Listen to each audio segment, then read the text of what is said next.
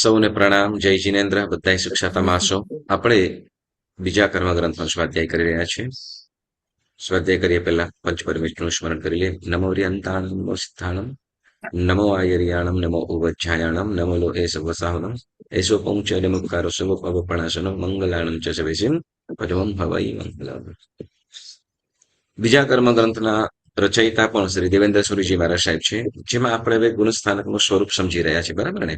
તો ગુણસ્થાનકના સ્વરૂપની અંદર આપણે મિથ્યાત્વ, અવિરતિ, મિથ્યાત્વ, શાસ્વાદન, મિશ્ર અને અવિરત સમ્યક દ્રષ્ટિ, આ ચાર ગુણસ્થાનકો વિશે થોડુંક સમજ્યા. બરાબર. ચોથું ગુણસ્થાનકનું પ્રારંભ છે.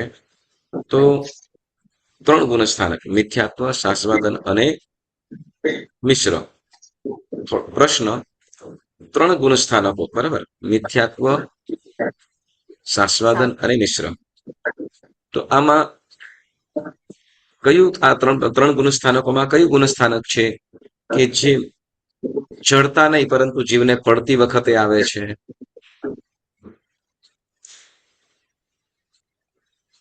શાસ્વાદન. શાસ્વાદન. શાસ્વાદન. શાસ્વાદન. ઓકે, શાસ્વાદન. ઓકે, શાસ્વાદન. શાસ્વાદન કયા નંબરનું ગુણસ્થાનક છે? બીજા નંબરનું. બીજા નંબરનું. ઓકે, તો શાસ્વાદન બીજા નંબરનું ગુણસ્થાનક. તો પછી પહેલા નંબરનું કયું? મિથ્યાત્વ. બરાબર. મિથ્યાત્વ એટલે શું? વિપરીત, ખોટી, ઊંધી, વિપરીત સમજણ એ મિથ્યાત્વ.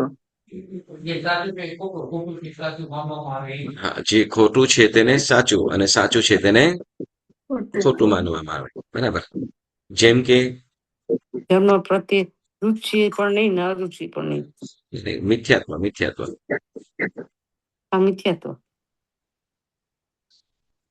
મિથ્યાત્વ કોને મિથ્યાત્વ બીજી રીતે કોઈ એક્ઝામ્પલ તરીકે? ખોટા ને સાચું માને, સાચા ને ખોટું માને. બરાબર. યસ. બરાબર. એક્ઝામ્પલ તરીકે સુગુરુ સુધર્મ સુદેવ કરતા ગુરુ માને. જો સુદેવ સુગુરુ સુધર્મ ને ના બદલે કુદેવ કુગુરુ કુધર્મ માને, અને કુદેવ કુગુરુ કુધર્મ ને સુધર્મ સુદેવ સુગુરુ સુધર્મ રૂપે જાણે. બરાબર ને? તો એને શું કહેવાય છે? મિથ્યાત્વ. ઓકે, આપણને તો ખ્યાલ કે ધારો કે જૈન ધર્મના સાધુઓ છે, બરાબર ને? જૈન પંચમહાવૃતધારી સાધુઓ, તો જે મિથ્યાત્વી જીવ હશે એ પણ શું કહેશે? આ જૈન સાધુઓ છે. જૈન ધર્મ વાળો હશે પણ શું કહેશે? કે ભાઈ હા, આ જૈન સાધુઓ છે. કદાચ કોઈ બૌદ્ધ ધર્મના એ લોકોના સાધુઓ હશે તો આ બૌદ્ધ સાધુઓ છે, એ લોકો પણ કે અમે બૌદ્ધ સાધુ છે એમ કે છે. આપણે પણ શું કહીશું? એ લોકો બૌદ્ધ સાધુ છે. બરાબર ને? કે બૌદ્ધ ધર્મના અનુયાયી છે. તો બંને રીતે બંને સાચું છે કે નહીં? બધી સાચું છે, પણ આપણા છે ને કે મોક્ષ લક્ષી, આપણા આત્માનું કલ્યાણ કરાવ. બીજા બધા છે ને સંસારના સુખ વધારનારા ગુરુ છે. વેરી ગુડ રક્ષાબેન, વેરી ગુડ. શું છે કે યસ, કે જેમ જૈન સાધુ ભગવંતો છે શું કે આત્મલક્ષી, આત્માને આ સ્વયં આત્માનું હિત સાધી રહ્યા છે, આત્મકલ્યાણના માર્ગે નીકળેલા છે, અને મતલબ સાચું સુખ છે. આત્મકલ્યાણના માર્ગે અન્યને પણ જોડે છે, પોતે પણ કરે છે અને બીજાને પણ કરાવે છે. યસ, પ્રેરણા આપે છે અને સહાય, ખાલી પ્રેરણા જ નહીં પરંતુ સહાય પણ કરે છે, મદદ પણ કરે છે. બરાબર. એટલે ત્યાં આને સુદેવ મતલબ જે કરવા જેવું છે એ સાચું છે ત્યાં, અને જે કુદેવ મતલબ કે અન્ય જે છે તે જે માત્ર સંસારિક ભૌતિક સુખોની અંદર જ રચ્યા પચ્યા પડી રહે છે, અને એનો જ ઉપદેશ પણ કરે છે. ભૌતિક સુખોને મેળવવાની ઝંખના, અને સાથે એનો ઉપદેશ પણ એ જ હોય, ભૌતિક સુખો કેવી રીતે પ્રાપ્ત કરી શકાય વગેરે. તો ત્યાં કેમ તો કે સંસારમાં સંસારિક સુખો, બરાબર ને, સંસારિક સુખોને મેળવવાની ઝંખના. સંસારમાં ક્યારે સુખ હતું નહીં, છે નહીં, અને હશે પણ નહીં. બરાબર ને? હા.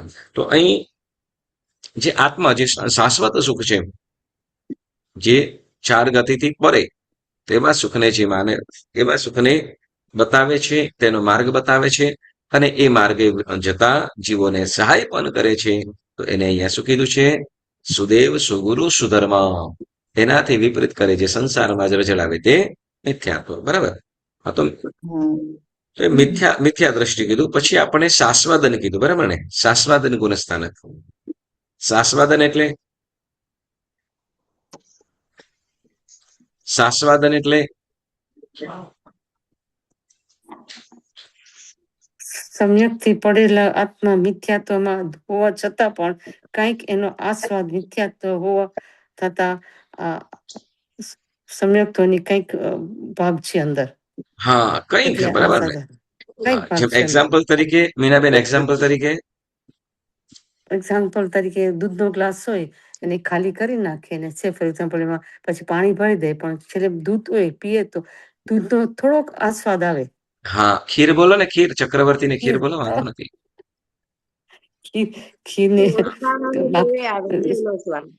હા, જેમ શું કહેવાય કે ખીર ખાધી હોય, બરાબર ને? ખીર ખાધી હોય અને ખીર ખાધી હોય તો પછી એ ઓળકાર આવે કે વોમિટિંગ થાય, બરાબર ને? કઈ કારણોસર કદાચ વોમિટિંગ થાય, ઓળકાર આવે, બરાબર, તો શેનો સ્વાદ આવે? ખીરનો સ્વાદ. ખીરનો. હા, યસ, ઓકે.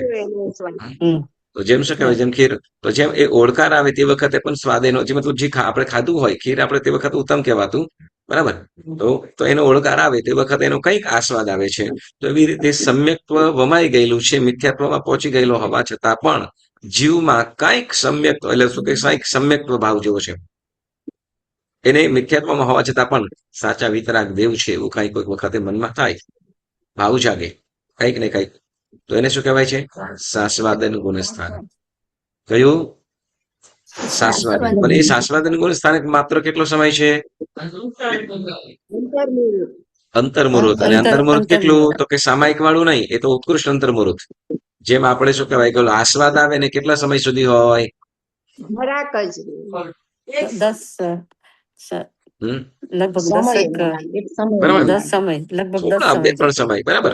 એક હા એક આપણે સમય. 1-2 સેકન્ડ સમજીએ, બરાબર ને?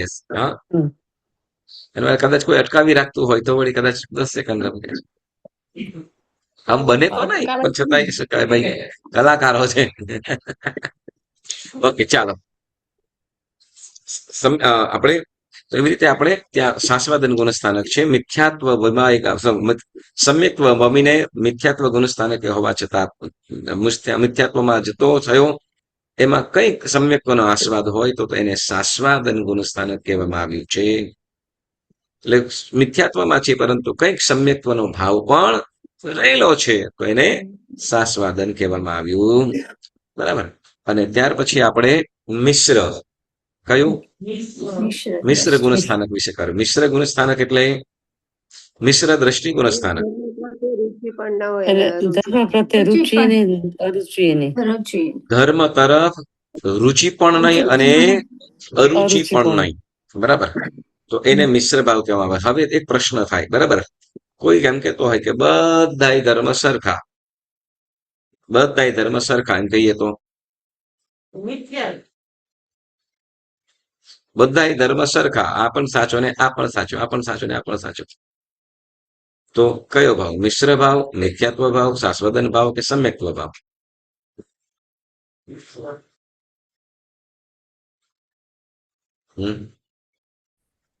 શું કહીશું?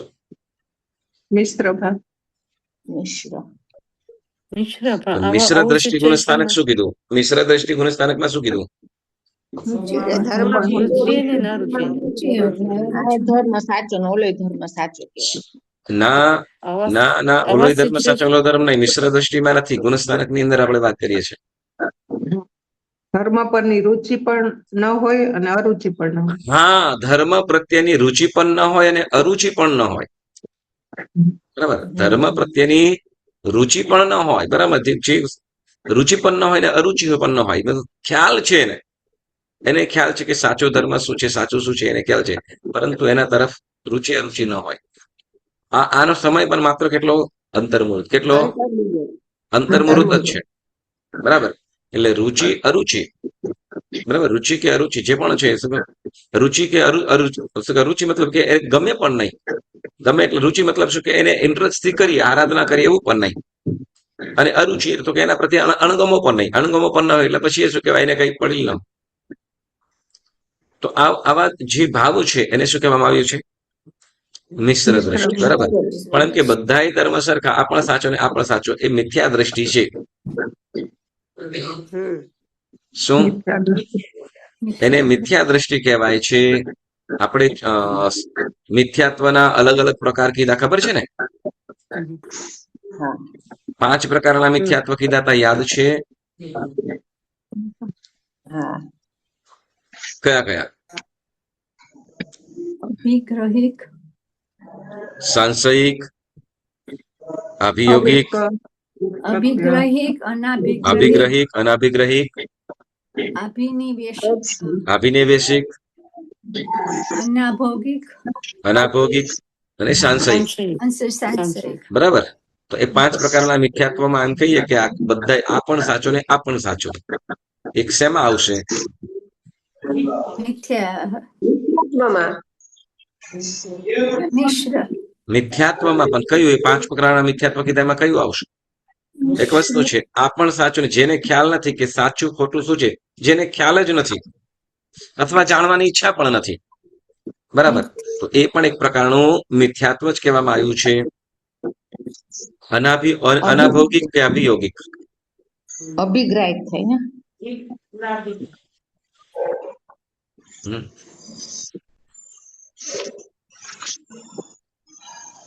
પોતે જેમ શું કહેવાય, પોતે માની લીધેલું છે એ જ સાચું, એટલે આ પણ સાચું ને તે પણ સાચું. તો એ પણ એક પ્રકારનું મિથ્યાત્વ. અનાભિગ્રહિક. હા, અનાભિગ્રહિક.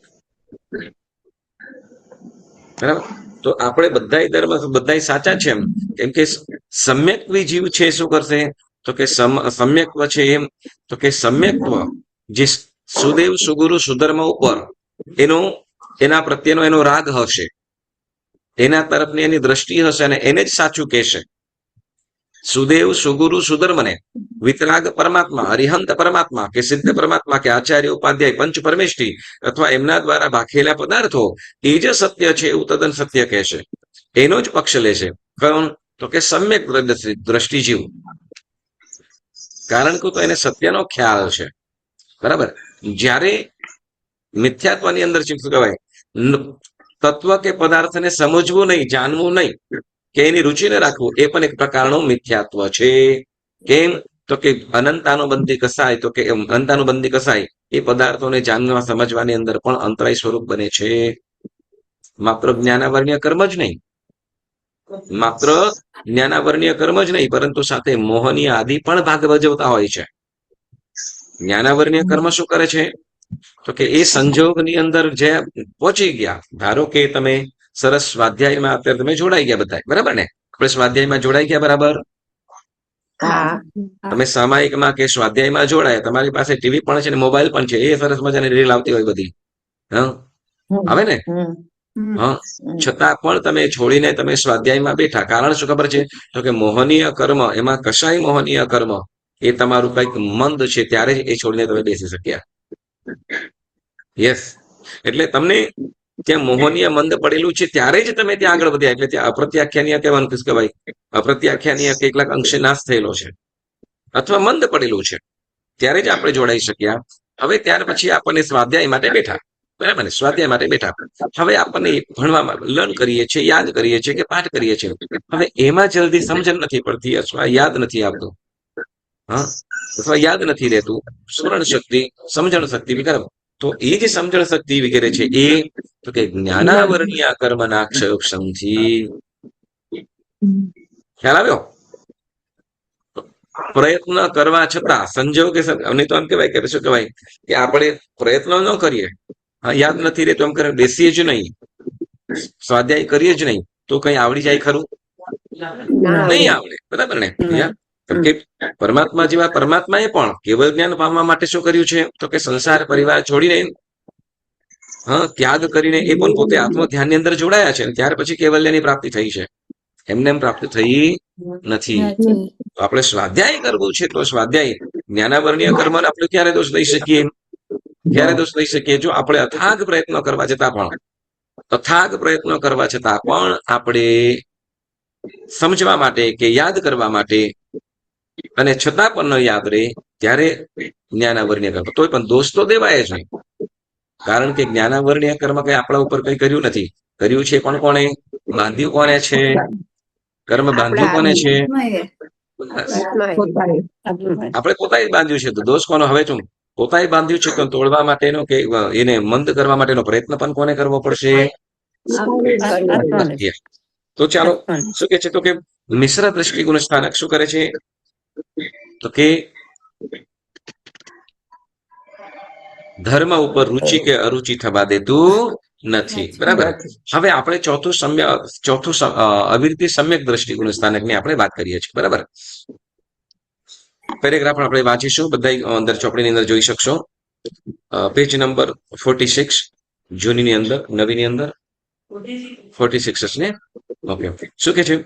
અવિરત સમ્યક દ્રષ્ટિગુણ સ્થાનક જીનેશ્વર પરમાત્માનો જેને ધર્મ રૂચે છે, ગમે છે, સુદેવ, સુગુરુ અને સુધર્મની પૂર્ણ શ્રદ્ધા વિશ્વાસ જેને છે તેને સમ્યક દ્રષ્ટિ કહેવાય છે.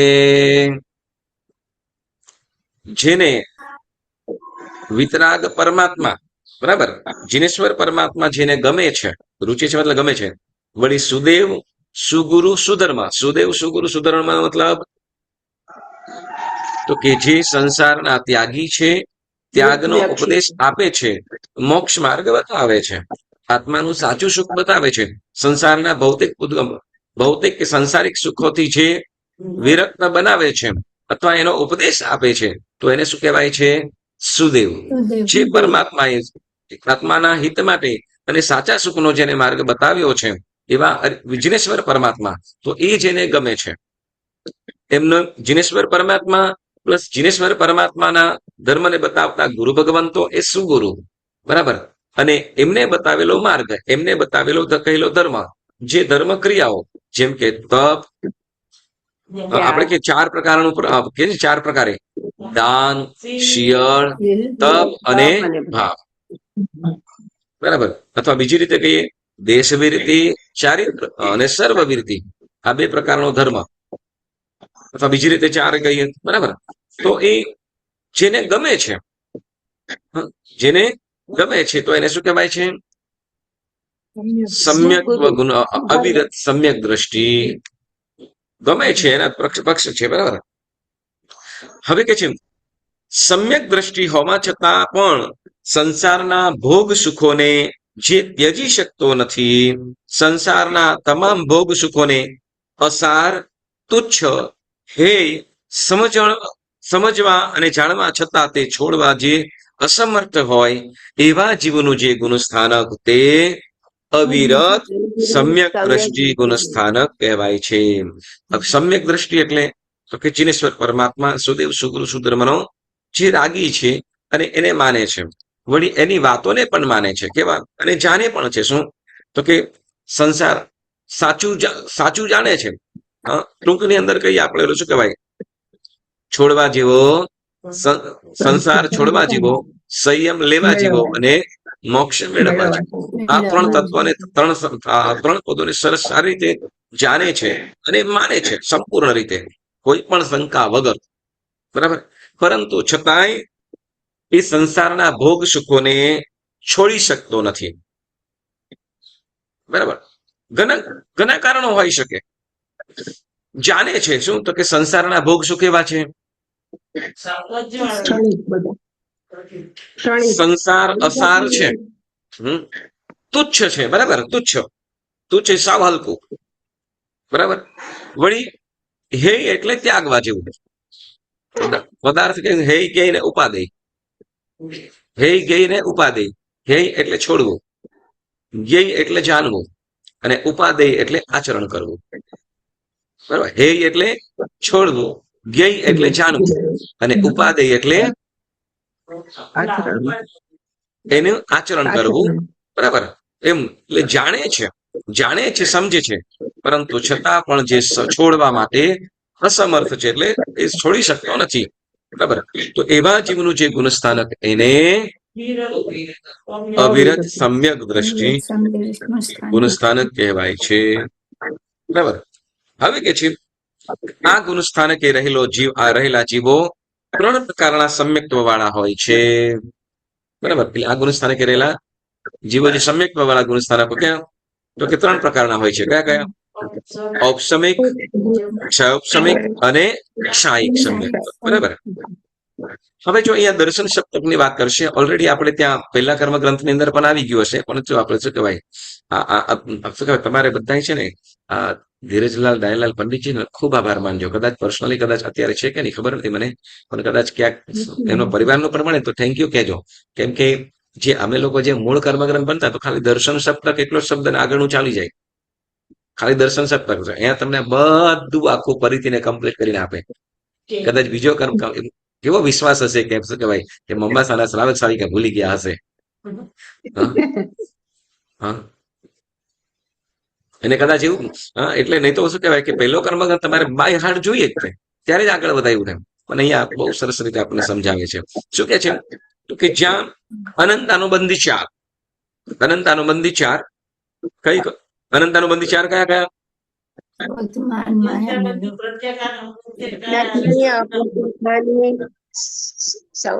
ક્રોધમાન માયાને લોભ. અનંતાનુબંધી 4 એટલે ક્રોધ, માન, માયા અને લોભ. બરાબર. એટલે અનંતાનુબંધી 4 એટલે ક્રોધ, માન, માયા, લોભ. બરાબર. હા, કેમ કે અપ્રત્યાખ્યાની એની 4 અલગ. કેમ કે 4 આપણે 16 કસાયો શીખ્યા હતા. બરાબર છે. હા, ગઈ ભેંસ પાણીમાં. અનંતાનુબંધી 4 ક્રોધ, માન, માયા, લોભ અને પછી કીધું મિથ્યાત્વ, મોહનીય આદિ 3 દર્શન ત્રિક. તો દર્શન ત્રિક કઈ કઈ? સમ્યક કયા સમજે? હા, સમ્યક બોલો, બોલો. સમ્યક્ત મોહિનીય, મિશ્ર મોહિનીય ને મિથ્યાત્વ મોહિનીય. ચાલો. મિથ્યાત્વ મોહનીય, મિશ્ર મોહનીય અને સમ્યક્ત્વ મોહનીય. કયું કયું? મિથ્યાત્વ, મિશ્ર ને સમ્યક્ત્વ. હા, મિથ્યાત્વ મોહનીય, મિશ્ર મોહનીય અને સમ્યક્ત્વ મોહનીય આ 3 દર્શન મોહનીય કહેવાશે. શું? બરાબર. એટલે હવે અનંતાનુબંધી 4 ક્રોધ, માન, માયા, લોભ અને દર્શન ત્રિક અને સમ્યક્ત્વ મોહનીય, મિશ્ર મોહનીય, મિથ્યાત્વ મોહનીય આને શું કહેવાશે? દર્શન ત્રિક. બરાબર. તો હવે આ 4 + 3 7 થઈ. બરાબર. તો એને શું કહેવાશે? દર્શન સપ્તક. શું કહેવાશે? દર્શન સપ્તક. બરાબર. તો આ એમ કુલ 7 કર્મ પ્રકૃતિઓ એવી ઉપશાંત કરી હોય કે જે આ 7 માની કોઈ એક પણ પ્રકૃતિનો રસોદય કે પ્રદેશોદય ન હોય એવી ઉપશાંત વાળી જે અવસ્થા તે ઔપસમિક સમ્યક્ત્વ. અનંતાનુબંધી ક્રોધ, માન, માયા, લોભ અને સમ્યક્ત્વ મોહનીય, મિશ્ર મોહનીય અને મિથ્યાત્વ મોહનીય આ 7 પ્રકૃતિઓ એવી રીતે ઉપસમાવી દીધી હોય કે જેનો રસોદય કે પ્રદેશોદય કોઈ પણ રીતે ઉદયમાં હોય નહીં. અને એ રીતે ઉદયમાં ન હોય એટલે આત્માને સમ્યક્ત્વ ગુણની પ્રાપ્તિ થાય. હવે આ 4 કસાયોને ઉપશાંત કરી 4 કસાયો અને આ દર્શન ત્રિકને ઉપસમાવી દીધી છે કે જેના કારણે મિથ્યાત્વ તે સમયે દૂર થયું છે અને આત્માને સમ્યક્ત્વ ગુણની પ્રાપ્તિ થઈ છે. તો એ સમ્યક્ત્વ ગુણને શું કરે છે? એ સમ્યક્ત્વ કયો સમ્યક્ત્વ કહેવાશે? ઔપસમિક સમ્યક્ત્વ. સમજાયું? સરસ. ઓકે. હવે કે છે કે આ 7 કર્મ પ્રકૃતિઓને પોતાના રૂપે ઉદયથી જે ભોગવી આ 7 પ્રકૃતિઓ. હવે અહીંયા આપણે રસોદય ને પ્રદેશોદય શું છે એની આપણને વાત જણાવે છે. બરાબર. તો કે આ તે 7 કર્મ પ્રકૃતિઓ પોતાના રૂપે ઉદયથી જે ભોગવે તે રસોદય. બરાબર. અનંતાનુબંધી કસાય છે ક્રોધ, માન, માયા, લોભ. બરાબર. તો અનંતાનુબંધી કસાય છે શું થયું? તો કે અનંતાનુબંધી સ્વરૂપે ઉદયમાં આવે તો એને શું કહેવાય? રસોદય. શું કહેવાશે? રસોદય છે કર્મ, બરાબર ને? જેમ ઓકે, કોઈને ખ્યાલ છે આપણે 16 કસાયો જ્યારે કર્યા, હા, તો એમાં ચાર કસાયો વડે શું આત્માને શું નુકસાન કરે, કયા ગુણનો ઘાત કરે, એવું ક્યાંક આવ્યું તો કોઈને ખ્યાલ છે? બોલો. અનંતાનુબંધી કસાયથી શું થાય છે?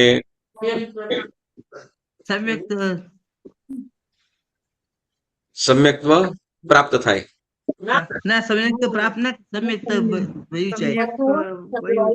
અનંતાનુબંધી કસાય સમ્યક્ત્વનો નાશ કરે છે, બરાબર? ઓકે, પછી પ્રત્યાખ્યાનીય કસાય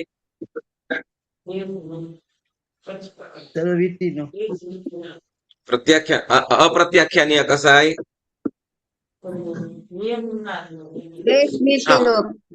દેશ વિરતિ પણ લેવા દે. કોષ્ટક મળી ગયું બધાને? Very good.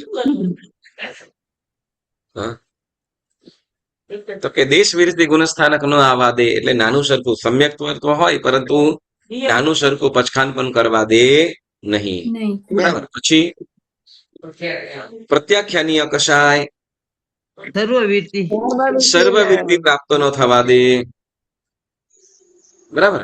અને સ્વંજલન કસાય યથાખ્યાત ચારિત્ર અથવા વિતરાગ અવસ્થાને આવવા દે નહીં, બરાબર? કસાય હોય, બરાબર, કસાય આત્મા સાથે પડ્યું હોય પરંતુ વિતરાગ અવસ્થાને આવવા દેતું નથી. તો શું કે છે? તો કે એ જે મૂળ કર્મ છે એ આ 7 પ્રકૃતિઓ જે પોતાના મૂળ સ્વરૂપે ઉદયમાં આવી, બરાબર? જેમ અનંતાનુબંધી કસાય અનંતાનુબંધી રૂપે જ હોય તો તે વખતે શું થાય? તો કે સમ્યક્ત્વ ન આવવા દે તો એને શું કહેવાશે? રસોદય. હવે એ કસાય છે વિજયભાઈ, અનંતાનુબંધી કસાય છે તો એ હલકો થઈને ક્યાં? તો કે અપ્રત્યાખ્યાની સાથે પણ ભળી શકે છે. ફરીથી, અનંતાનુબંધી કસાય છે એ અનંતાનુબંધી કસાય એ પોતાના મૂળ સ્વભાવને છોડીને એના બીજા સાથે પણ ભળીને પણ ઉદયમાં આવી શકે છે. તો એને શું કહેવાશે? પ્રદેશોદય. જો મૂળ સ્વરૂપે ઉદયમાં આવે તો સમ્યક્ત્વનો નાશ કરે, બરાબર? સમ્યક્ત્વનો નાશ કરે, પરંતુ હવે સમ્યક્ત્વ પ્રાપ્ત થઈ ગયો ને અનંતાનુબંધી કસાય ઉદયમાં છે, અનંતાનુબંધી કસાયના દળિયા પૂતગલો છે, તો એક શું થશે? તો કે બીજા કસાય સાથે ભળીને ઉદયમાં આવી જશે. એટલે એના મૂળ જે એનો નાશ કરવાનો જે સ્વભાવ હતો એ ઓછો થઈ ગયો. એટલે જે સમ્યક્ત્વ, હવે એવું સમ્યક્ત્વ પ્રાપ્ત કરી લીધું છે કે કોઈ પણ રીતે નાશ થાય નહીં, જાય નહીં, બરાબર? તો હવે કેવી રીતે થશે? તો કે હવે કસાયના પૂતગલો તો છે અંદર આત્મા સાથે બાંધેલા છે, એટલે છે તો કે એ મંદ થઈને શું થશે? મંદ થઈને ભોગવાઈ જશે બીજા કસાય સાથે, પણ કસાયમાં ભળી જશે કોઈ બીજા કસાયો સાથે, બરાબર? તો શું કે છે? તો કે આ 7 કર્મ પ્રકૃતિઓ પોતાના રૂપે જ ઉદયથી ભોગવી એ રસોદય અને સજાતીય એવી પર પ્રકૃતિમાં ભેળવીને પર પ્રકૃતિ રૂપે ભોગવવી તે પ્રદેશોદય. હવે સજાતીય એટલે કેવી રીતે એ આપણે સમજી લઈએ.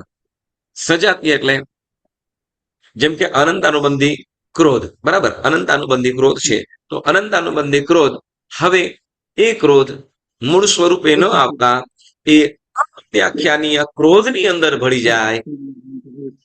કોની સાથે?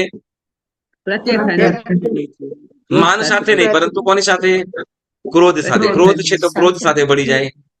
અનંતાનુબંધી માન છે તો અપ્રત્યાખ્યાનીય માન સાથે ભળી જાય. વળી માયા, અનંતાનુબંધી માયા છે તો અપ્રત્યાખ્યાનીય માયા સાથે ભળી જાય. અથવા અને લોભ, અનંતાનુબંધી લોભ છે તો અનંતાનુબંધી લોભ કોની સાથે? અપ્રત્યાખ્યાનીય લોભ ની અંદર ભળી જાય. એનો પ્રભાવ, એનો જે સ્ટ્રોંગ તો થઈ જાય, સ્ટ્રોંગ થઈ જાય, પણ એના પ્રભાવ શું કે એનો જે મૂળ સ્વભાવ હતો એનાથી ઓછો થઈ ગયો, એનાથી ઓછો થઈ ગયો. તો એ કસાય શું કહેવાય? એને સજાતીય એટલે બીજાની સાથે ભળીને ઉદયમાં આવવું તેને શું કહેવાશે? પ્રદેશોદય. શું કહેવાશે?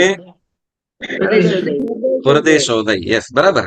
હવે ચાલો હવે આની અંદર આપણે પોતાની રીતે જાણીએ. બરાબર, આપણને સમજણ છે ને દાનથી શું લાભ છે? દાનથી શું લાભ છે? ખ્યાલ છે? પરમાત્માની પૂજાથી શું લાભ થાય છે? ખબર છે?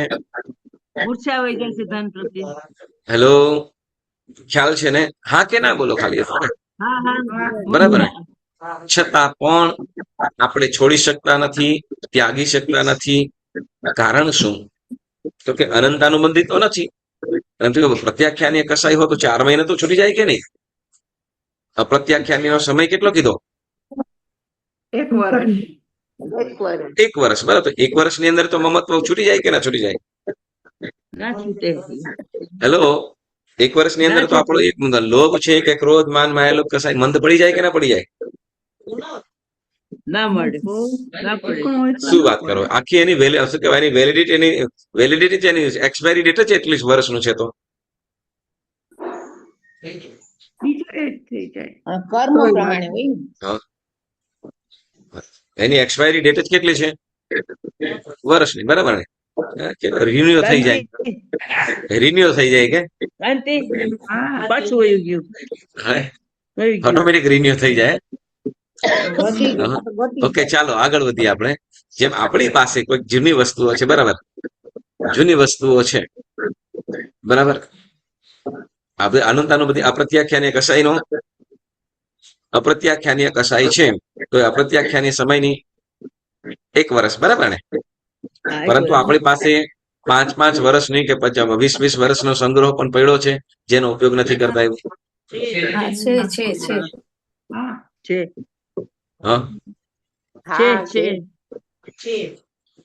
પછી કામ આવશે એમ છે.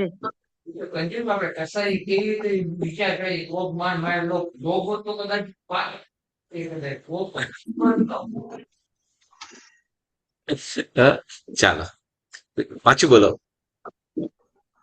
આપણે કઈ દ્રષ્ટિએ કસાઈને આપણે કાયમ ઉપર લઈ આવીએ છીએ કે કોપ માન માયા લોભ.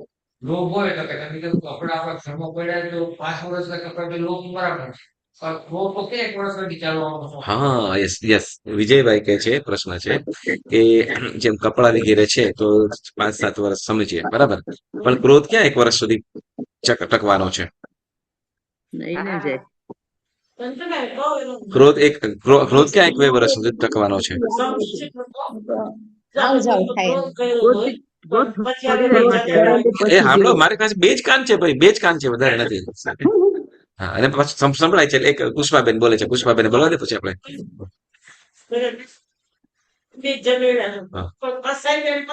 પેલો જે વેર હોય ને મનમાં એ ના છૂટતો એટલે કસાઈનો વેર વરસ ચાલે અને કેટલો ચાલે નહીં. ચા યસ, જેમ ક્રોધ હતો કસાય આવે, બરાબર ને?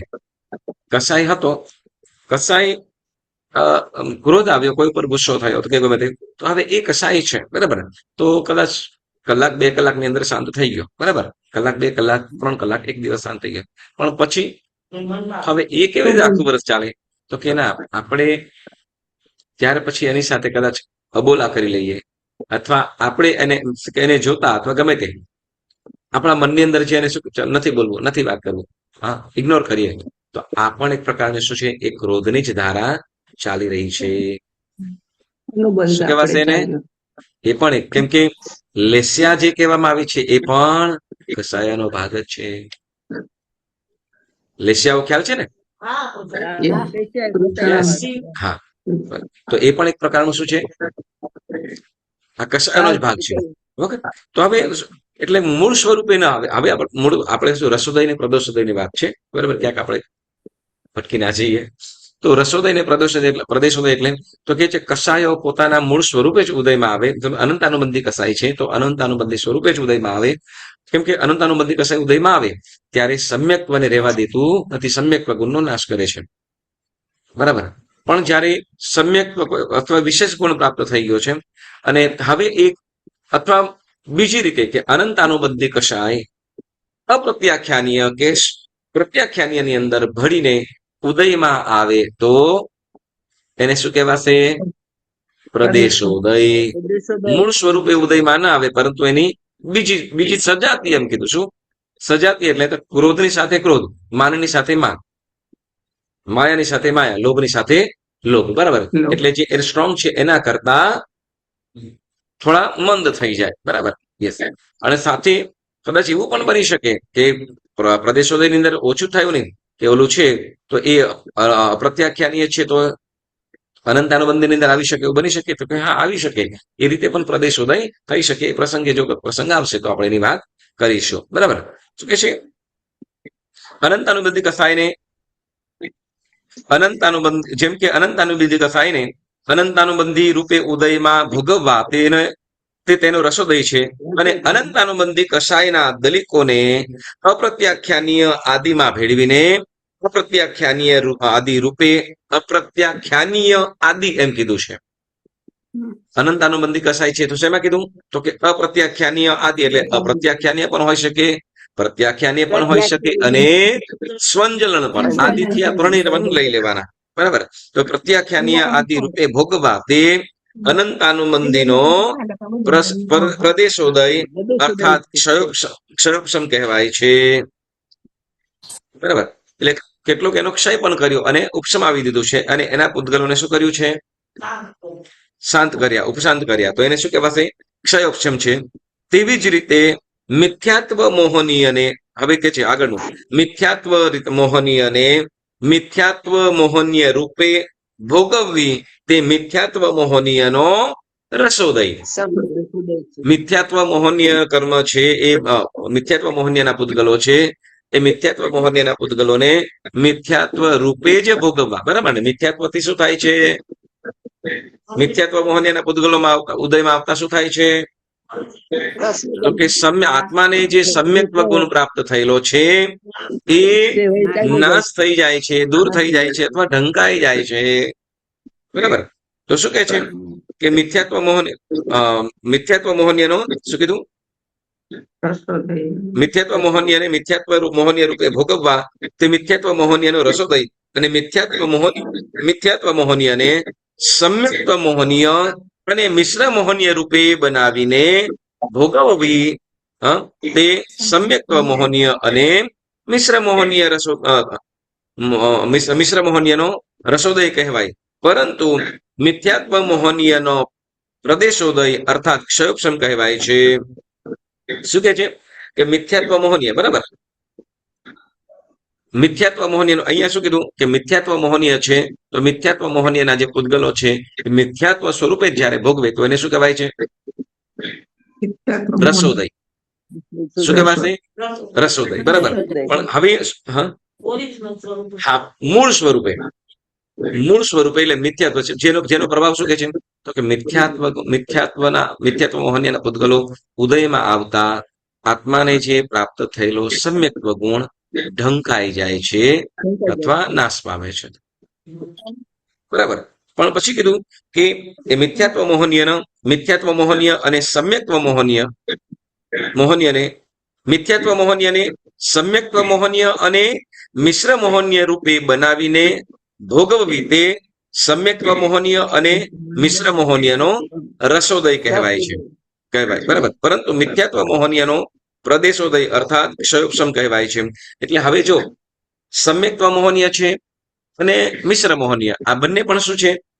શેના પૂતગલો છે? મિથ્યાત્વના છે. શેના પૂતગલો છે?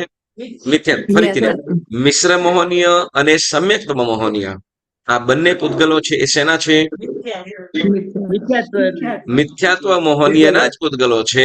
પણ એને રસોદય પણ કહેવાયું. બરાબર. પણ રસોદય કહેવાયું પણ કેવી રીતે? તો કે મિથ્યાત્વ મોહનીયના પૂતગલોને ક્ષયોક્ષમ કર્યો છે. એ કેટલાક રસનો એના પ્રભાવ હતો, એ જે આત્માના ગુણને ઢાંકવાની જે શક્તિ હતી કેટલીક નાશ કરી દીધી અને કેટલીક ઉપશમાવી દીધી. પૂતગલો છે. બરાબર. તો એને શું કહેવાશે? મિશ્ર મોહનીય. સમ્યક્ત્વને સાવ નાશ નથી કર્યો, સમ્યક્ત્વનો સાવ નાશ નથી કર્યો, પરંતુ શું કહેવાય, રુચિ અરુચિ થવા દેતું નથી. હા, સુદેવ સુગુરુ સુધર્મને સુદેવ સુગુરુ સ્વરૂપે જ માને છે, બરાબર, પણ એના ઉપર રુચિ કે અરુચિ થવા દેતું નથી. આવો જે ભાવ કરી દે છે, શું તે, તો એ પણ શું છે, મિથ્યાત્વ મોહનીયના જ પૂતગલો છે, પરંતુ એના પૂતગલોનો ક્ષયોક્ષમ કરી દીધો છે એને. એટલે મિશ્ર મોહનીયનું શું થશે, રસોદય. પણ મિથ્યાત્વ મોહનીયનું શું થયું, ક્ષયોક્ષમ. મિથ્યાત્વ મોહનીયનું શું થયું, ક્ષય અને ઉપશમ. બરાબર, હા, ક્ષય અને કેમ કે કેટલાક એને રસ છે, જે મતલબ એ પૂતગલો જે ભારે હેવી હતા, એ પૂતગલો જે સમ્યક્ત્વનો સંપૂર્ણ નાશ કરી દે, એની જગ્યાએ શું કર્યું છે, તો કે સુદેવ સુગુરુ સુધર્મને એ માને તો છે, પરંતુ એના તરફ રુચિ નથી, એના તરફ એનું આકર્ષણ નથી કે રાગ નથી. બરાબર, એટલે મિશ્ર મોહનીય તરીકે શું થયું, એ મિશ્ર મોહનીયનો રસોદય. મિશ્ર મોહનીયનો રસોદય, પણ મિથ્યાત્વ મોહનીયનો ક્ષયોપશમ. મિશ્ર મોહનીયનો મિથ્યાત્વ મોહનીયનો ક્ષયોપશમ છે, જે મિથ્યાત્વનો મિશ્ર મોહનીયમાં રસોદય કહેવામાં આવ્યું. અને હવે ત્યાર પછી કે સમ્યક્ત્વ મોહનીય. બરાબર, સમ્યક્ત્વ મોહનીય. સમ્યક્ત્વ મોહનીય એટલે શું, થોડાક જ ભૂગલ છે. સમ્યક્ત્વ મોહનીય એટલે તો કે આત્માના જે ગુણો છે, આત્માને જે સમ્યક્ત્વ ગુણ પ્રાપ્ત થયેલો છે, રાગદ્વેષ મંદ થવાથી અને અનંતાનુબંધી આદિ જે કષાયો છે, દર્શન શબ્દ, એનો ઉપસંત થવાથી શું થયું, સમ્યક્ત્વની પ્રાપ્તિ થઈ. ઔપસમિક સમ્યક્ત્વ. બરાબર, ઔપસમિક સમ્યક્ત્વની પ્રાપ્તિ થઈ. હવે એ સમ્યક્ત્વની પ્રાપ્તિ થયા પછી સમ્યક્ત્વ ગુણને, હવે આ સમ્યક્ત્વ મોહનીય શું કરશે, તો કે એને નાશ કરી શકે એમ નથી. મિથ્યાત્વનો જ ભાગ છે. સમ્યક્ત્વ મોહનીય એટલે શું, એક પ્રકારનું મિથ્યાત્વ. પણ મિથ્યાત્વ કેવું, તો કે ક્ષયોપશમ કરેલું. જે મિશ્રની અંદર શું થાય છે, મિશ્રની અંદર તો કે ઇન્ટરેસ્ટ નથી થવા દેતું. સુદેવ સુગુરુ સુધર્મ પ્રત્યે રાગ કે એના તરફનું એને આકર્ષણ કે એના પક્ષની અંદર જવા દેતું નથી.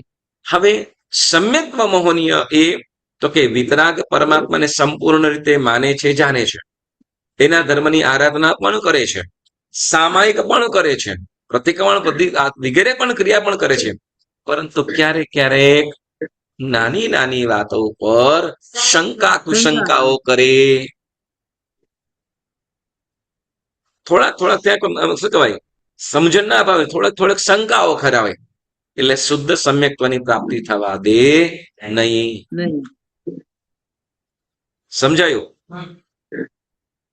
આ જે સમ્યક્ત્વની અંદર પણ આ જે સમ્યક્ત્વ મોહનીય છે, એ પૂતગલો કોના છે, મિથ્યાત્વના છે. કોના, મિથ્યાત્વના છે. હા, મિથ્યાત્વના જ. તો હવે મિથ્યાત્વના જે પૂતગલો છે, પરંતુ સમ્યક્ત્વ ગુણને હવે નાશ કરી શકે એમ નથી. ઓલો આત્મા મજબૂત છે, એનો સમ્યક્ત્વ ગુણ મજબૂત છે, પણ એની અંદર પણ નાની નાની શંકા કુશંકાઓ કરાવે છે. એટલે ભગવાનના વચનો ઉપર, બરાબર, ભગવાનના વચનો ઉપર શું કરે, તો કે નાની નાની, જેને આપણે કોઈ સાંશયિક મિથ્યાત્વ એમ કહેવામાં આવ્યું. શંકા કુશંકાઓ કે ભગવાનના શું કહેવાય, ઓકે, સમ્યક્ત્વની અંદર ઓકે, જો કે અભવ્ય જીવને તો મિથ્યાત્વ છે, એટલે એમાં આવી જ ન શકે, પરંતુ ઘણે સમ્યક્ત્વ ગુણને પ્રાપ્ત કર્યા છતાં પણ એને ભગવાનના કે દેવગુરુના કે પછી જીન શાસ્ત્રની અંદર માને બધું ઘણું જાણે, પરંતુ નાની નાની શંકાઓ કુશંકાઓ થઈ રાખે.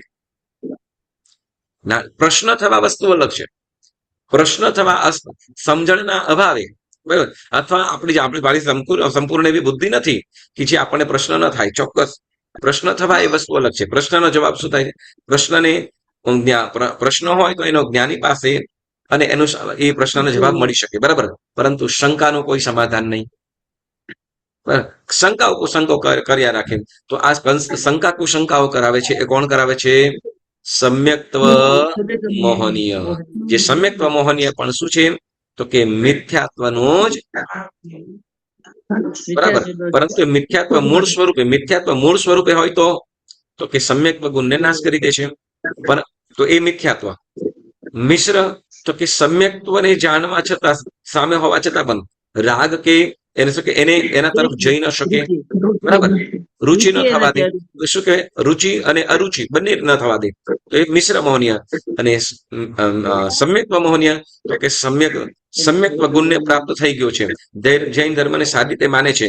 વિતરાગ પરમાત્મા, સુદેવ સુગુરુ સુધર્મને સારી રીતે માને છે, જાણે છે, પરંતુ છતાંય સ્વાધ્યાય પણ કરે છે, આરાધન પણ કરે છે, પરંતુ છતાં પણ નાના નાના પ્રશ્ન થવા દે, બરાબર, કરાવે. ઓકે, આપણને એમ થાય તમે પરમાત્મા, આપણે કીધું સિમ્પલ વસ્તુ કેવું કે પરમાત્માની પૂજાથી સર્વ પ્રકારના વિઘ્નો નાશ થઈ જાય છે, ઈચ્છિત વસ્તુઓની પ્રાપ્તિ થાય છે, બરાબર. શાસ્ત્રની અંદર કીધું છે, એક્ઝામ્પલો પણ આપ્યા છે, બરાબર. સર્વ બધા ગ્રહો પણ શું થઈ જાય છે, તો કે અનુકૂળ થઈ જાય છે. કીધું છે કે નહીં આ બધું? સર્વ પ્રકારના ઉપદ્રવ પણ દૂર થઈ જાય છે. આ બધી વાતો આપણને કીધી છે, બરાબર. આપણે જાણીએ છીએ કે નહીં? હા. છતાંય પછી મિથ્યાત્વ તરફ આકર્ષણ ક્યારેક ક્યારેક થઈ જાય. અમારું આમ થશે કે નહીં? હા, કુશંકાઓ જેમ શું કહેવાય. ઓકે, ચાલો બીજી રીતે સમજાવું. સરસ, તમે જૈન ધર્મને માન્યા છે, બધું છે, છતાં પણ ક્યારેક અન્ય દેવી દેવતાઓની માનતા કે બાધાઓ કરો એવું થાય?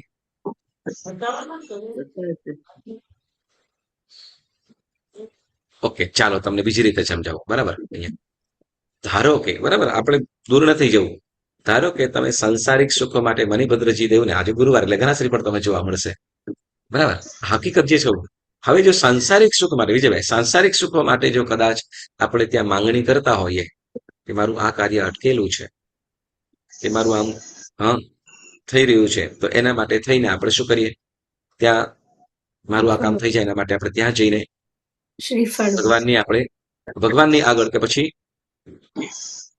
દેવદેવી કે દેવદેવી પાસે, બરાબર. પછી એ ભલે પદ્માવતી દેવી હોય કે પછી મણિભદ્રજી દેવી હોય કે કોઈ પણ દેવી હોય કે પછી ગંગાકર્ણ હોય કે પછી ભૈરવજી હોય, કોઈ પણ, તો બધા અંતે શું થાય છે? સમ્યક્ત્વને દૂષિત કરે છે.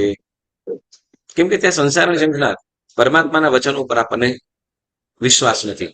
વિશ્વાસ નથી એટલે મતલબ શું? ક્યાંક ને ક્યાંક શંકાને સ્થાન છે, બરાબર. આપણે એક વસ્તુ આવી ને, લોકોત્તર મિથ્યાત્વ, એવું પણ આવ્યું કે નહીં? અન્ય દેવદેવ તો મિથ્યાત્વ છે, તો લોકોત્તર મિથ્યાત્વ એટલે શું?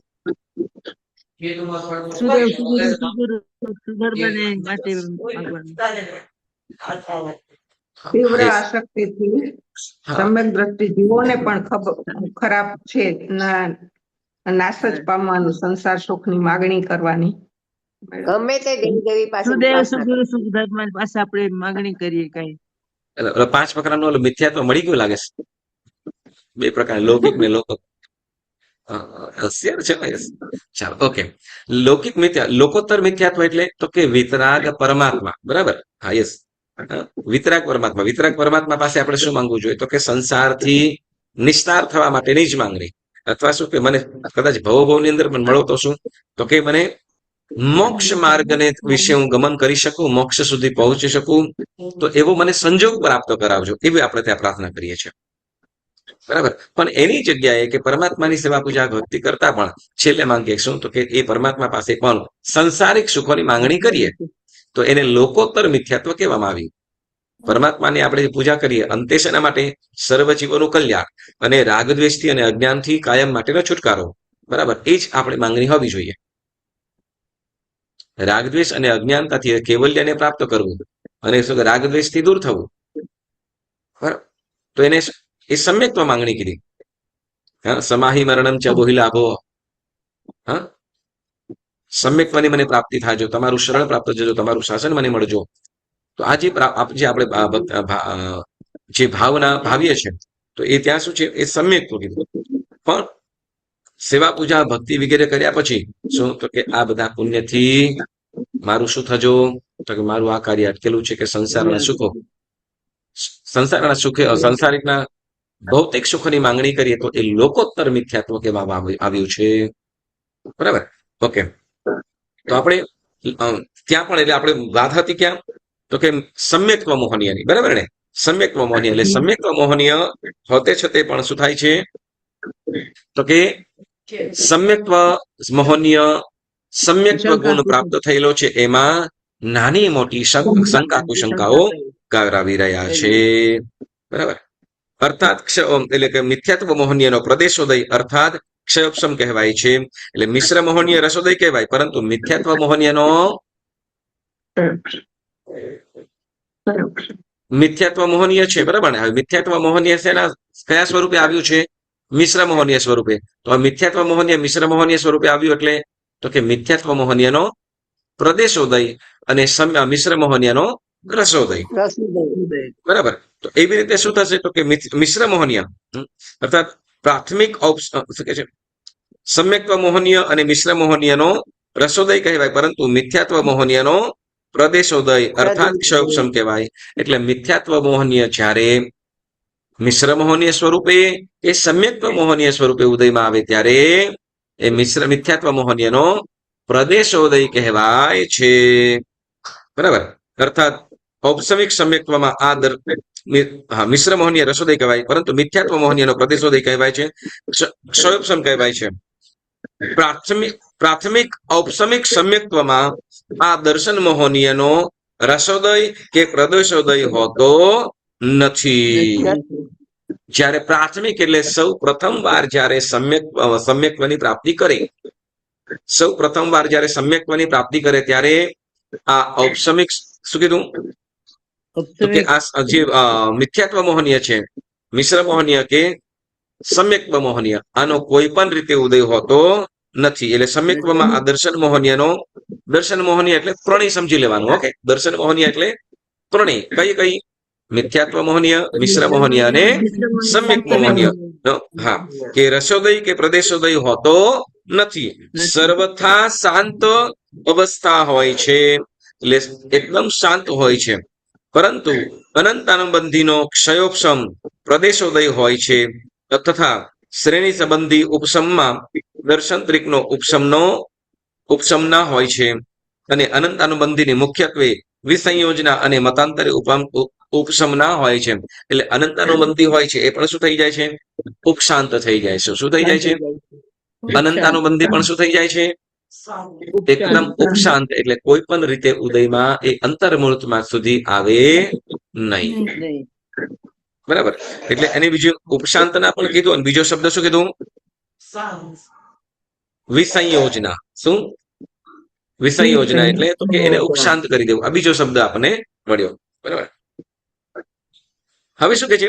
તો કે જ્યાં અનંતાનુબંધી 4 મિથ્યાત્વ મોહનીય અને મિશ્ર મોહનીય આ 6 કર્મ પ્રકૃતિઓનો પ્રદેશોદય હોય અથવા ક્ષય હોય અને સમ્યક્ત્વ મોહનીયનો રસોદય હોય તેને ક્ષયોપશમિક સમ્યક્ત્વ કહેવાય છે.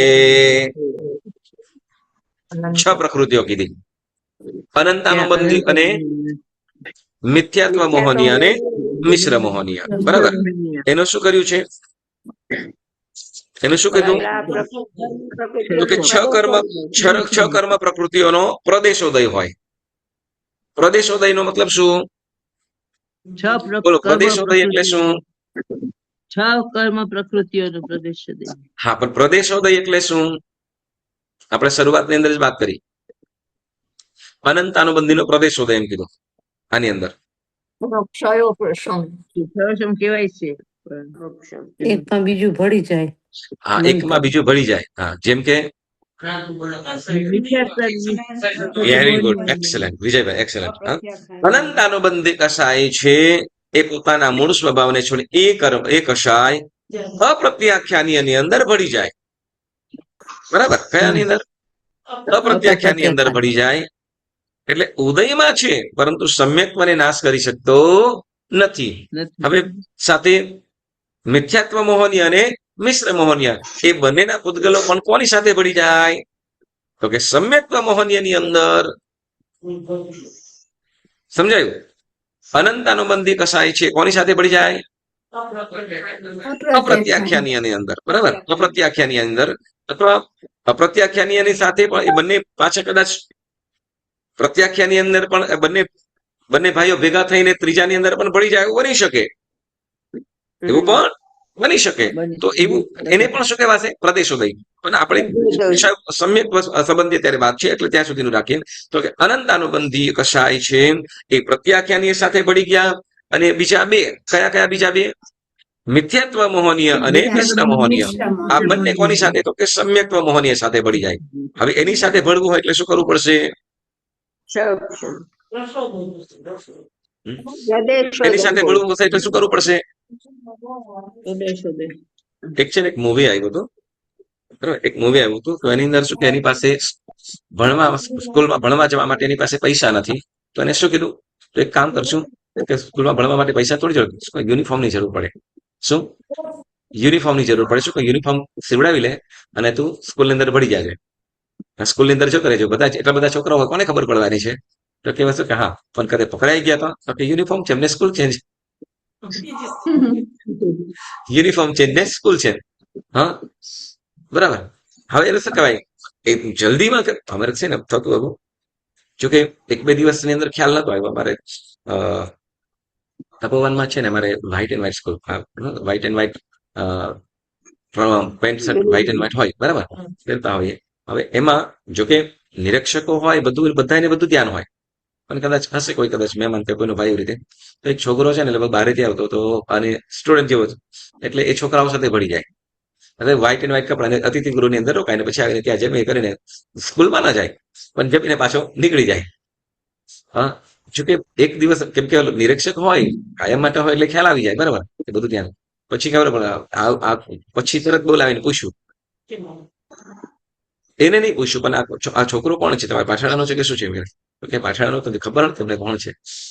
હા, પણ એનું કામ કરી નીકળી જતો હોય. હા, જો કે તરત બીજા દિવસે તરત ખ્યાલ આવી ગયો તો બીજી જ વખતે કેમ કે તરત જે ટીચર હોય એને ખ્યાલ હોય, કોની નવી વ્યક્તિ હોય, બરાબર, ભલે યુનિફોર્મ ગમે તેવું કર્યું હોય, પણ ઘણું બધું જ્યાં ક્લાઉડ હોય જેમાં ધ્યાન ના દેવાતું હોય થાય, બરાબર. તો હવે અહીંયા શું થાય? તો કે યુનિફોર્મ ની અંદર પડી ગયો. એ જયારે જોયું ને જયારે બારીકાઈથી જોયું ત્યારે ખ્યાલ આવ્યો, જયારે ધ્યાનપૂર્વક જોયું ત્યારે ખ્યાલ આવ્યો, બાકી એમ ખ્યાલ ના આવે. હા, તો એવી રીતે શું છે? તો કે જેમ એક યુનિફોર્મ ની અંદર પડી જાય, યુનિફોર્મ ની અંદર ભળી જતા હોય, તો એમ શું છે? તો કે અહીંયા અનંતાનુબંધી કસાય છે, બરાબર, અનંતાનુબંધી કસાય છે. એના કસાયો મતલબ અહીંયા યુનિફોર્મ કરવો એટલે મતલબ તો કે ઓલા જે અપ્રત્યાખ્યાનીય કસાય છે એના જેવા પૂતગલો મંદ કરી દેવા, એના જેવા પૂતગલો કરી દેવા. એટલે શું થઈ જાય? તો ઓલાની સાથે ભળી જવાય, એની સાથે ભળી જાય, બરાબર. હા, ઓકે, ચાલો સિમ્પલ વસ્તુ કહું. કોઈ વખત એવું બને કે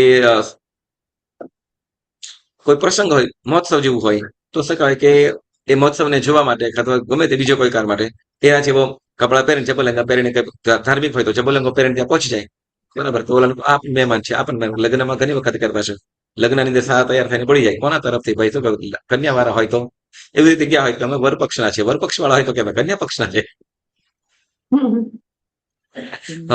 હવે સારા તૈયાર થઈને ગયા એટલે ભાઈ હા કોઈક ના મહેમાન છે. અને ઘણી વખતે શું તો કે ગયા હોય અને તે કોના તરફ છે, કોના મહેમાન? હા, આમના મહેમાન છે, આના મહેમાન છે, આ કોઈકના મહેમાન હશે, પણ ચાલ્યું જાય અંદર. આવું થતું હોય, બરાબર, ખબર ન પડે સુધી. મૂળ વસ્તુ એ કહીએ તો કે અનંતાનુબંધી કસાય છે તો એના પૂતગલોને મંદ કરી દે અને ક્યાં લઈ જાય? ક્યાં પહોંચી જાય? અનંતાનુબંધી સાથે. હવે અનંતાનુબંધીનો જે પ્રભાવ છે એવો જ પ્રભાવ એનો પણ રહે, એટલે સમ્યક્ત્વનો નાશ કરે નહીં. એટલે અનંતાનુબંધીનો અને અનંતાનુબંધી કશાય પ્રત્યાખ્યાની અંદર ભળી જાય, મિથ્યાત્વ મોહનીય અને મિશ્ર મોહનીય સમ્યક્ત્વ મોહની અંદર ભળી જાય, અને એ રીતે આવે તો એને શું કહેવાય છે? પ્રદેશોદય. પ્રદેશોદય, બરાબર, હોય અથવા ક્ષય હોય અને સમ્યક્ત્વ મોહનીયનો રસોદય હોય તેને ક્ષયોપશમિક સમ્યક્ત્વ કહેવાય છે. તો કે આ ક્ષયોપશમિક સમ્યક્ત્વને શું કહેવાય? જો કદાચ અનંતાનુબંધી કસાય, જો અનંતાનુબંધી કસાય શું કીધું? તો કે જો કદાચ ક્ષય થઈ ગયો હોય તો બની શકે કે ક્ષય પણ કરી શકે, બરાબર. ક્ષય ન હોય તો એનો પ્રદેશોદય કરી નાખે. ક્ષય ન હોય તો એનો પ્રદેશોદય કરીને પણ જે સમ્યક્ત્વની પ્રાપ્તિ થાય તો એને શું કહેવામાં આવ્યું છે? ક્ષયોપશમ. હવે રસોદય અને પ્રદેશોદય એટલે ક્ષય ઉપશમ, બરાબર. જે વધારે પ્રભાવ હતો એનો ક્ષય કરી દીધો છે અને ઉપશમ આવ્યું છે, જેના કારણે ક્ષયોપશમ એવું કહેવામાં આવ્યું. અને એ છ ની, બરાબર, 6 કઈ ગઈ તો કે અનંતાનુબંધી ક્રોધ માન માયા લોભ, મિશ્ર મોહનીય અને મિથ્યાત્વ મોહનીય. આનું શું કર્યું છે? પ્રદેશોદય કર્યો છે. એટલે કેટલોક એનો પ્રભાવ છે એનો નાશ કરી દીધો અને ઓલાની સાથે ભળી ગયા છે. તો એના કારણે શું કહેવાશે એને? ક્ષય અને ઉપશમ. તો એવી રીતે જે સમ્યક્ત્વની પ્રાપ્તિ થાય એને ક્ષયોપશમ સમ્યક્ત્વ કહેવાય છે. તો આ ક્ષયોપશમ સમ્યક્ત્વ સુધી આપણે ક્ષયોપશમ સમ્યક્ત્વ સુધી જ રાખીએ છીએ. આગળની જે વાતો છે, આગળનો જે પેરેગ્રાફ છે એ સેમ પેરેગ્રાફ આપણે નેક્સ્ટ ટાઈમની અંદર પણ આગળ વધીશું. બરાબર? તો આપણે રસોદય અને પ્રદેશોદય દર્શન સપ્તક જેમાં સમ્યક્ત્વ મોહનીય, મિશ્ર મોહનીય, મિથ્યાત્વ મોહનીય એનો રસોદય અને પ્રદેશોદય કેવું હોય છે? બરાબર? મિથ્યાત્વ મોહનીય નો પ્રદેશોદય એટલે શું અને રસોદય એટલે શું એની વાતો પણ આપણે થોડીક આજે શીખ્યા છે. આ વિડીયો તમે ચોક્કસ 1-2 વખત સાંભળજો અને થોડીક આની અંદર વાંચશો તો ખ્યાલ આવશે. જ્યારે તમે સાંભળો ત્યારે પુસ્તકનો પણ સાથે ઉપયોગ કરજો, વાંચજો તો થોડું ઘણું ખ્યાલ આવશે. ભલે અત્યારે આપણે ખાલી નવું થોડુંક જ લીધું છે પણ આ વસ્તુ આપણે ફરીથી પણ કરવી જ પડશે. બરાબર ને? કે સમજાઈ ગયું છે? ના એક કરવું મિનિટ, આ પડશે રસોદય નથી ખ્યાલ આવતો ગુરુજી. શું? રસોદય નું સમજાવો ને. જેમ આ હા. પ્રદેશોદય ખ્યાલ આવ્યો, એકબીજામાં ભળી જવું એમ રસોદય નું શું?